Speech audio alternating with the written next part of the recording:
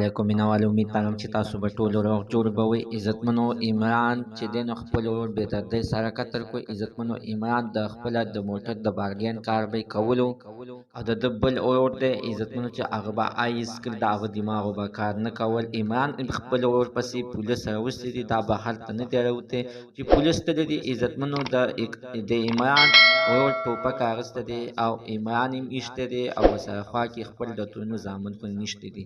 راځئ مینوال موږ ته د ویډیو تر اخره پورې وګورئ چې تاسو ته پوره معلومات در ورسېږي. دې معلومات نه مخکې زه تاسو ته دا یادګینه وکړم، تاسو کو چېرې زموږ په دې سوپر کلیک چینل کې نوي وئ، چینل هم نوي سبسکرایب کړئ.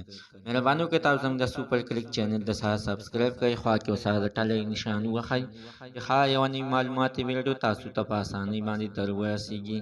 عزتمنو نن سبا دغه مدعا د آیس نشه ډېره زیاته شوې ده چې خلک قسمه قسم طریقو باندې ځانونه وژني، خلک وژني، په خلکو باندې ډزې کوي. عزتمنو تېره ورځ چې څنګه عمران خلک چې دی نو خپل ورور بې دردۍ سره قتل کړ، په دغه طریقه باندې عزتمنو 3 ورځې مخکې دغه ورور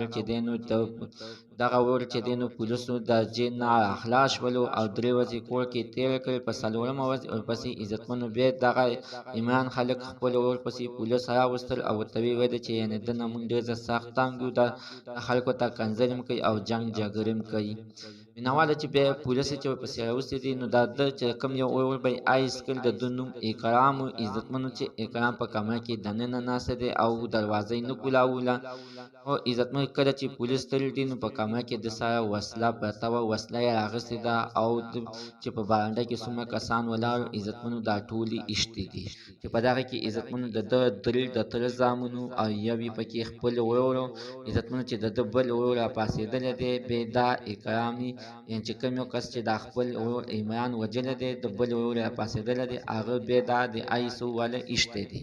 اوس عزتمنو دغه اکرام مالک پولیسو ګرفتار کړی دی، پولیسو سره د زخمي حالات کې دله د اخر کومه سزا ورکړل شي. عزتمنو چې کوم یو پکې مړ شوی دی الله تعالی دې هغه هغه جنت کړي او الله تعالی دې د هغه بچو له د زړه صبر ورکړي.